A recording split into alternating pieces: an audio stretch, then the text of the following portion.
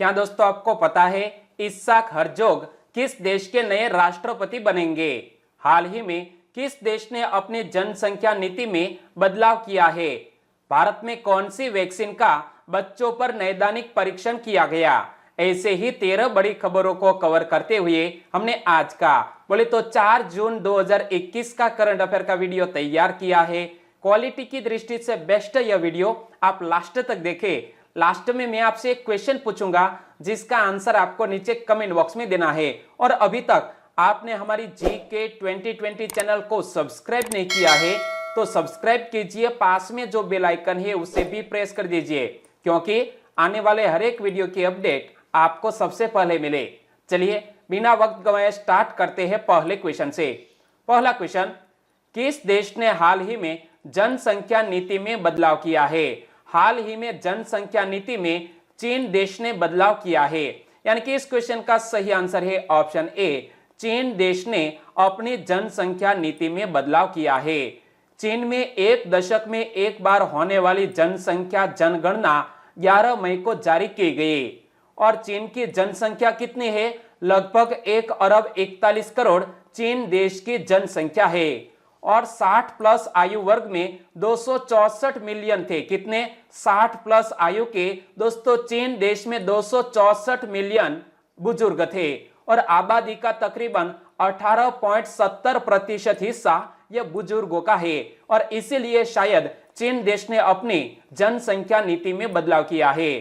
चीन की प्रजनन दर 1979 में 2.75 से गिरकर 2018 में 1.69 हो गई। ऐसा क्यों हुआ? क्योंकि 1979 से लेकर 2013 तक एक बच्चे की नीति को चीन में सख्ती से लागू किया गया और बाद में बुजुर्गों की संख्या बढ़ गई और इसलिए 2013 में नीति में बदलाव किया और 2 बच्चों की नीति को लागू किया गया और अब 2021 में 3 बच्चों की नीति को लागू किया गया है। तो चीन ने दंपतियों को दूसरा बच्चा पैदा करने की अनुमति कब दी थी? तो याद रखो दोस्तों 2013 में चीनी दंपतियों को 2 बच्चा पैदा करने की अनुमति मिल गई थी और 1979 की एक बच्चे की नीति को छोड़ने के 6 साल बाद यानी कि 2013 से 6 साल बाद अब 2021 में चीन की कम्युनिस्ट पार्टी ने अब 3 बच्चे की नीति पेश की है और यह कदम चीन की जनसंख्या संरचना में सुधार, बढ़ती उम्र की आबादी पर सक्रिय रूप से प्रतिक्रिया देना और देश के मानव संसाधन लाभों को संरक्षित करना है।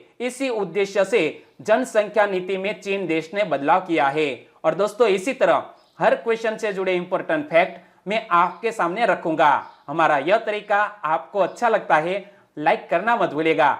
दूसरा क्वेश्चन है आपकी स्क्रीन पर, डीआरडीओ द्वारा उत्तराखंड के किस नगर में 500 बिस्तरों वाला कोविड अस्पताल तैयार किया गया है? इमेज में आप देख सकते हैं डीआरडीओ द्वारा दोस्तों उत्तराखंड के हल्द्वानी नामक नगर में 500 बिस्तरों वाला एक कोविड अस्पताल तैयार किया गया है, यानी कि एक बहुत अच्छा कदम डीआरडीओ द्वारा उठाया गया है। और इस घटना से जुड़े हुए और भी क्वेश्चन बन सकते हैं। 500 बिस्तरों वाले कोविड अस्पताल का उद्घाटन किसने किया? उत्तराखंड के वर्तमान मुख्यमंत्री तीरथ सिंह रावत ने वर्चुअल माध्यम से इस अस्पताल का उद्घाटन किया है और अस्पताल को किसके नाम पर समर्पित किया गया है? जनरल बिपिन चंद्र जोशी के नाम पर इस अस्पताल का नामकरण किया गया है। और जनरल बिपिन चंद्र जोशी कौन थे? भारतीय सेना के 17वें प्रमुख थे जनरल बिपिन चंद्र जोशी। उनके नाम पर यह कोविड अस्पताल का नाम रखा गया है और अस्पताल में ऑक्सीजन सुविधा वाले 375 बिस्तरों के अलावा वेंटिलेटर की सुविधा वाले 125 आईसीयू बिस्तर भी है और इस वातानुकूलित अस्पताल में प्रयोगशालाओं की भी सुविधा है, यानी कि लेबोरेटरीज भी अवेलेबल है, यानी कि बहुत सी फैसिलिटीज के साथ यह अस्पताल डीआरडीओ द्वारा तैयार किया गया है। तो डीआरडीओ की पूरी टीम को हमारे चैनल की ओर से कांग्रेचुलेशन। और हल्द्वानी भारत के उत्तराखंड राज्य के किस जिले में स्थित एक नगर है? तो नैनीताल जिले में स्थित हल्द्वानी एक नगर है। इमेज में आप देख सकते हैं यह है उत्तराखंड और उत्तराखंड के नैनीताल जिले में मित्रों यह हल्द्वानी नगर स्थित है और हल्द्वानी कुमाऊं मंडल का सबसे बड़ा एवं देहरादून के बाद राज्य का दूसरा सबसे बड़ा नगर है, जहां पर यह 500 बिस्तरों वाला कोविड अस्पताल खोला गया है। तीसरा क्वेश्चन, इस्हाक हर्जोग किस देश के नए राष्ट्रपति बने? इस्हाक हर्जोग हाल ही में इजराइल देश के नए राष्ट्रपति बनने जा रहे हैं। यानी कि इस क्वेश्चन का सही आंसर है ऑप्शन ए, इजराइल के नए राष्ट्रपति होंगे इस्हाक हर्जोग। और इमेज में आप देख सकते हैं, यह है इस्हाक हर्जोग। इस्हाक हर्जोग किस पार्टी के पूर्व प्रमुख थे? इजराइल की लेबर पार्टी के पूर्व प्रमुख थे इस्हाक हर्जोग। और यूं कि इजराइल में राष्ट्रपति को बहुत कम अधिकार हासिल है और देश के प्रधानमंत्री ही वास्तविक सत्ता चलाते हैं। तो यह बात भी याद रख लीजिए कि जो इजराइल देश का राष्ट्रपति का स्थान है वो बहुत महत्वपूर्ण नहीं है, क्योंकि देश के प्रधानमंत्री ही वास्तविक सत्ता चलाते हैं। और इजराइल की संसद ने ऐसे समय इस्हाक हर्जोग को राष्ट्रपति चुना जब विपक्षी दल गठबंधन सरकार बनाने के लिए विचार विमर्श कर रहे हैं, ताकि लगातार 12 वर्ष से प्रधानमंत्री पद आसीन बेंजामिन नेतन्याहू का शासन समाप्त हो सके। यानी कि दोस्तों, विपक्षी दल है वो गठबंधन सरकार बनाने की सोच रही है और इसीलिए दोस्तों हाल ही में कुछ इसी तरह के बदलाव यहाँ राजनीति में हुए हैं इजराइल देश में। और इजराइल की संसद का नाम क्या है दोस्तों, आपको याद है तो नीचे कमेंट सेक्शन में जरूर बताना, वो मैं आपको आगे बताने वाला हूं। और इस्हाक हर्जोग 60 वर्ष के हैं। इस्हाक हर्जोग किसका स्थान लेंगे? तो वर्तमान राष्ट्रपति रियूवेन रिवलिन का स्थान लेंगे इस्हाक हर्जोग। और श्री रिवलिन 2014 में राष्ट्रपति चुने गए थे। श्री इस्हाक हर्जोग कब से राष्ट्रपति का पदभार संभालेंगे? तो आने वाले मंथ यानी कि 9 जुलाई से इस्हाक हर्जोग राष्ट्रपति के रूप में इजराइल में कार्यभार संभालेंगे।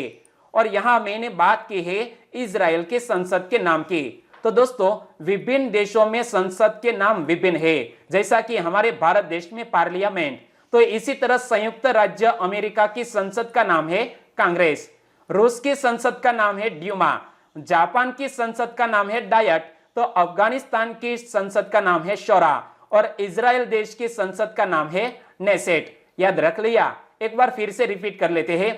संयुक्त राज्य अमेरिका की संसद का नाम कांग्रेस, रूस की संसद का नाम ड्यूमा, जापान की संसद का नाम डायट, अफगानिस्तान की संसद का नाम शोरा और इजराइल देश की हमने चर्चा की तो इजराइल देश की संसद का नाम नेसेट है। क्लियर? ओके। चौथा क्वेश्चन आपकी स्क्रीन पर, भारत में कौन सी वैक्सीन का बच्चों पर नैदानिक परीक्षण किया गया? भारत में बच्चों पर कोविड-19 वैक्सीन का नैदानिक परीक्षण किया गया है। वैक्सीन का नाम है कोवैक्सीन। यानी कि इस क्वेश्चन का सही आंसर है ऑप्शन बी, कोवैक्सीन का बच्चों पर नैदानिक परीक्षण किया गया है। लेकिन बच्चों पर कोवैक्सीन का नैदानिक परीक्षण कहां किया गया? पटना के एम्स अस्पताल में। और बिहार के 15 बच्चे इस परीक्षण में ऐच्छिक रूप से शामिल हुए। जांच के बाद 3 बच्चे वैक्सीन के परीक्षण के लिए उपयुक्त पाए गए हैं। यानी कि दोस्तों, हमारे भारत देश में बच्चों पर कोविड-19 वैक्सीन का परीक्षण किया गया है। तो परीक्षण के लिए कितने वर्ष के बच्चों को पहला टीका लगाया गया है? 12 वर्ष से 18 वर्ष के बच्चों को कोविड वैक्सीन का यह पहला टीका लगाया गया है। और इन बच्चों को दूसरा टीका कब लगाया जाएगा? 4 सप्ताह बाद, यानी कि 1 मंथ बाद यह कोवैक्सीन का दूसरा टीका लगाया जाएगा। और इस दौरान बच्चों के स्वास्थ्य पर कड़ी नजर रखी जाएगी।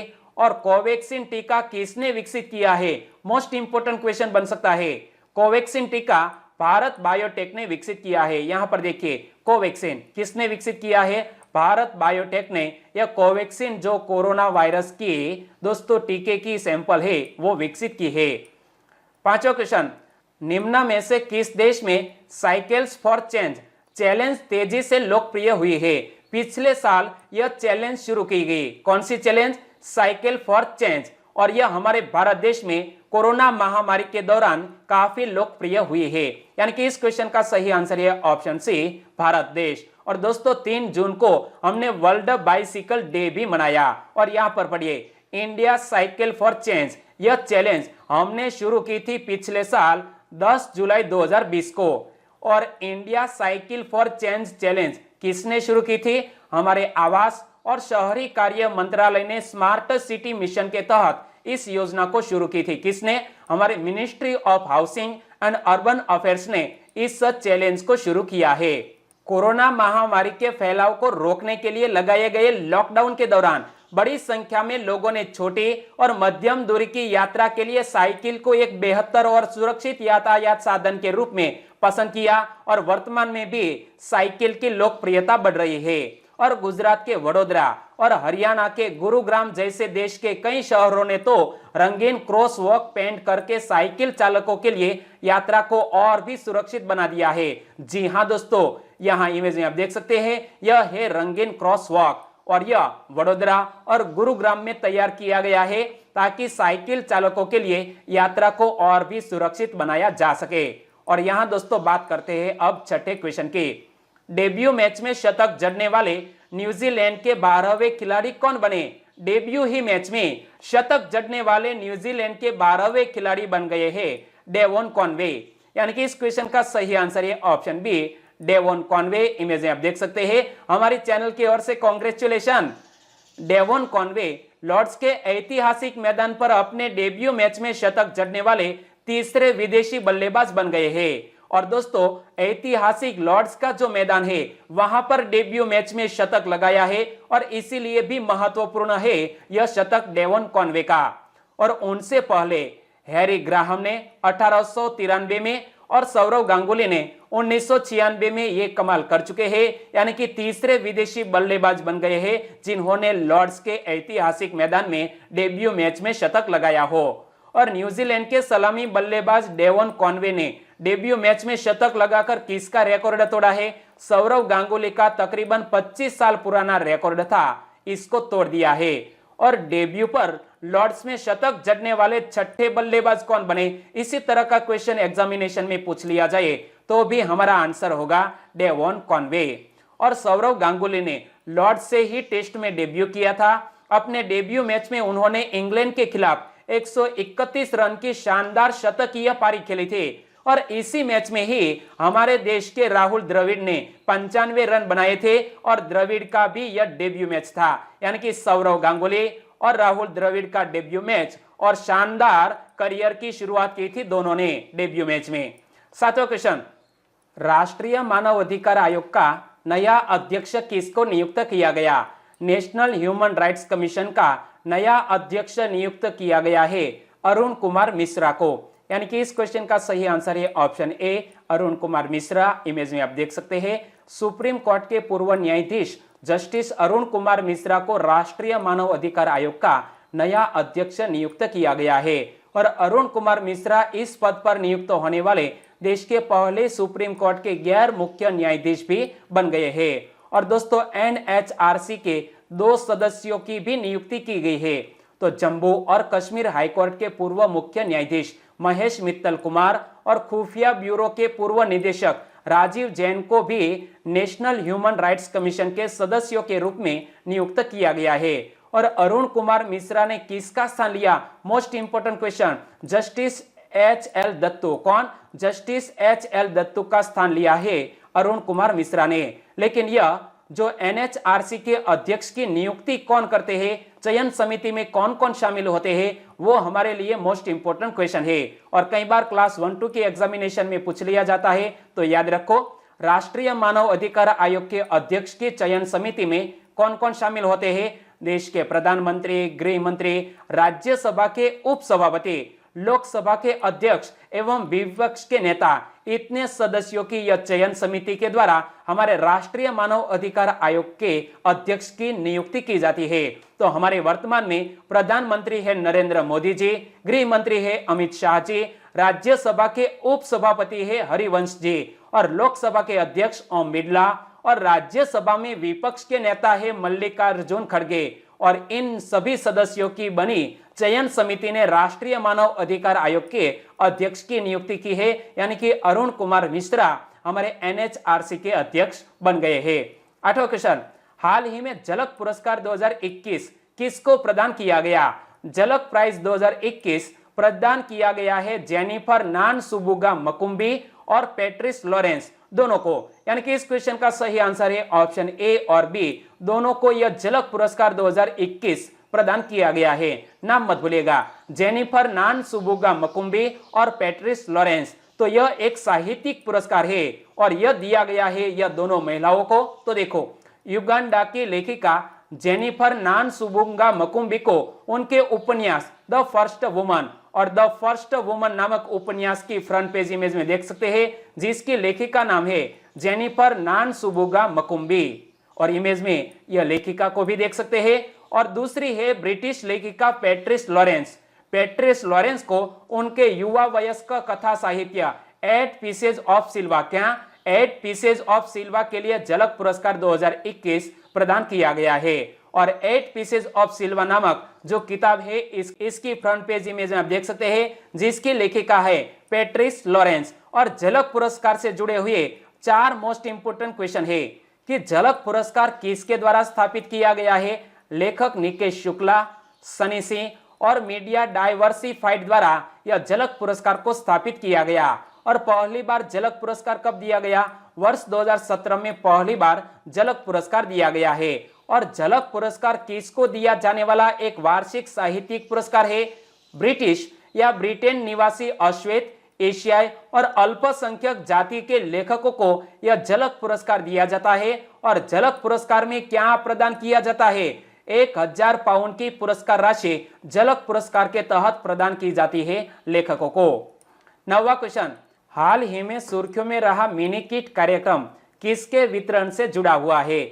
मिनी किट कार्यक्रम जो हाल ही में जारी है बीजों के वितरण से जुड़ा हुआ है, यानी कि इस क्वेश्चन का सही आंसर है ऑप्शन बी, बीजों के वितरण से जुड़ा हुआ है यह मिनी किट कार्यक्रम। तो बीज मिनी किट कार्यक्रम किसने लॉन्च किया है? हमारे कृषि मंत्रालय ने। किस उद्देश्य से लॉन्च किया है? किसानों को अधिक उपज देने वाली किस्मों के बीज बांटने हेतु इस कार्यक्रम को लॉन्च किया गया है। और बीज मिनी किट कार्यक्रम का शुभारंभ किसने किया? हमारे वर्तमान कृषि मंत्री नरेंद्र सिंह तोमर ने बीज मिनी किट कार्यक्रम का शुभारंभ किया है।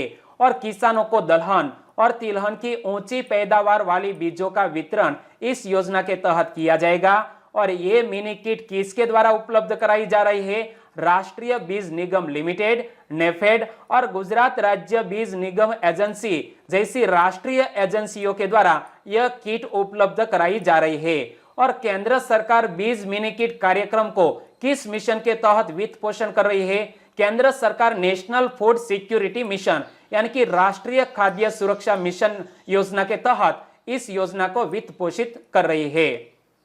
और मिनी किट कार्यक्रम के तहत बीजों का वितरण 15 जून 2021 तक जारी रहेगा, ताकि किसानों को खरीफ फसलों की बुआई से पहले बीज मिल जाए, यानी कि यह योजना 15 जून 2021 तक जारी रहेगी।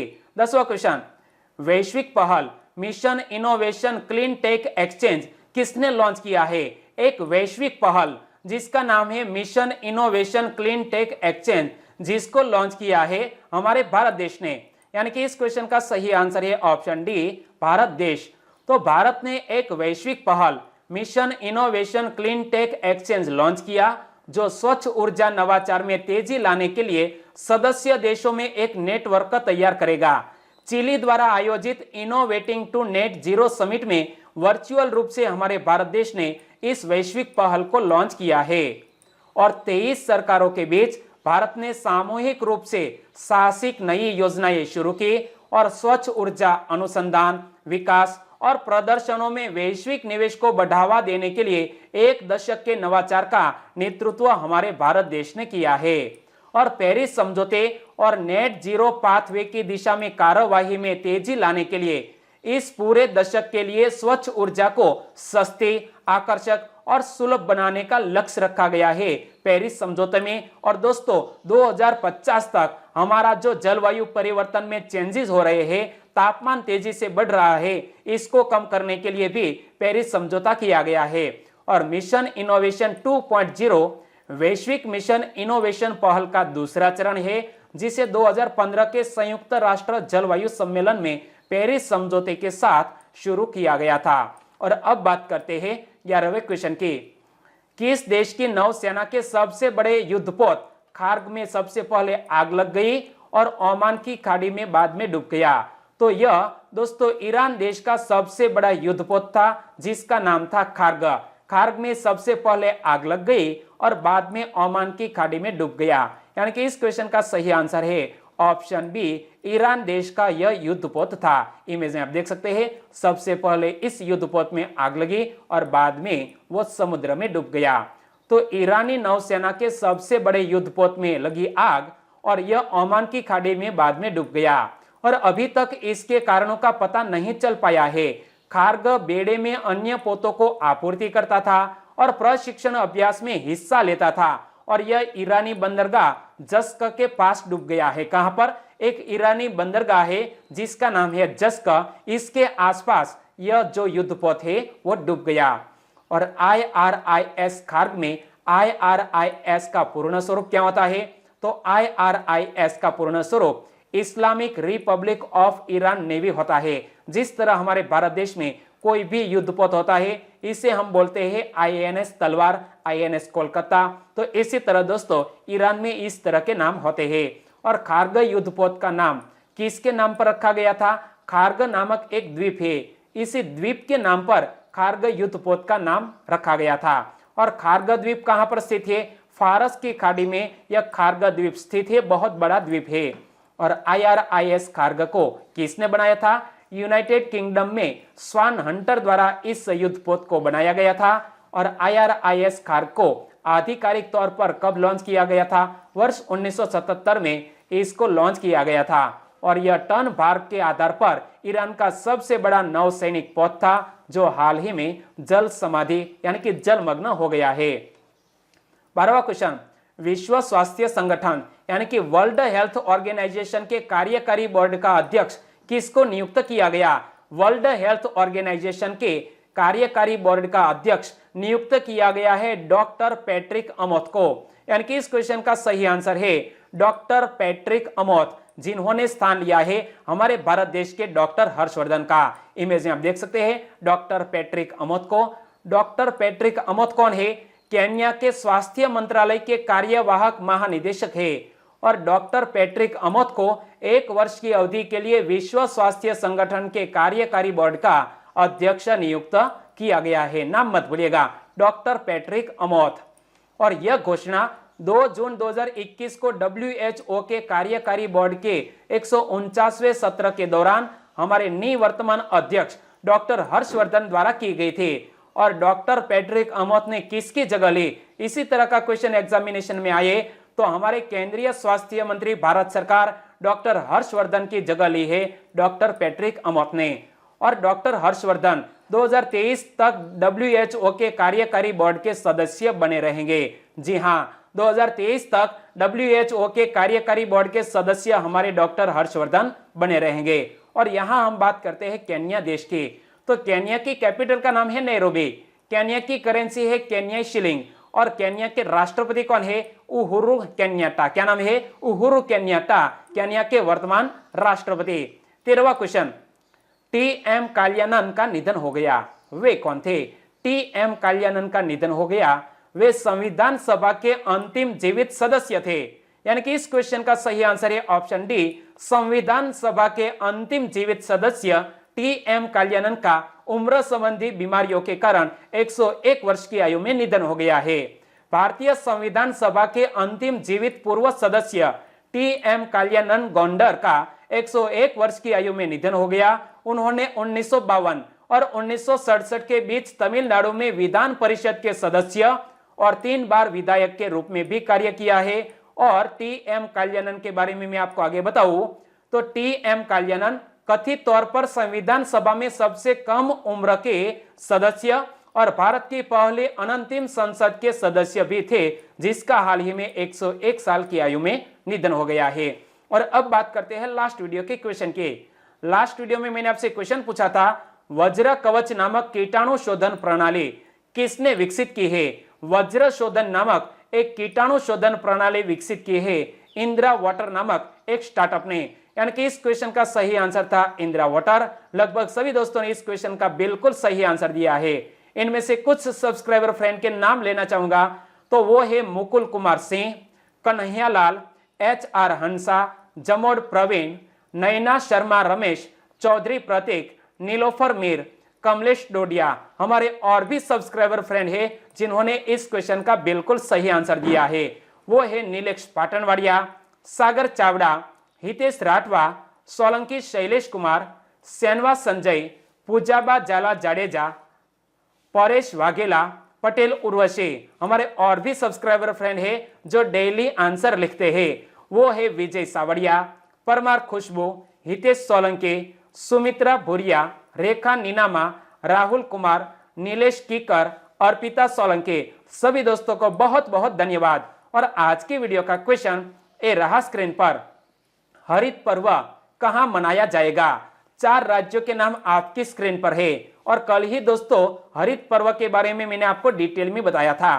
तो बताइए हरित पर्व कहां मनाया जाएगा? सही राज्य का नाम आपने चॉइस कर लिया है तो कमेंट सेक्शन में आंसर लिखना मत भूलिएगा।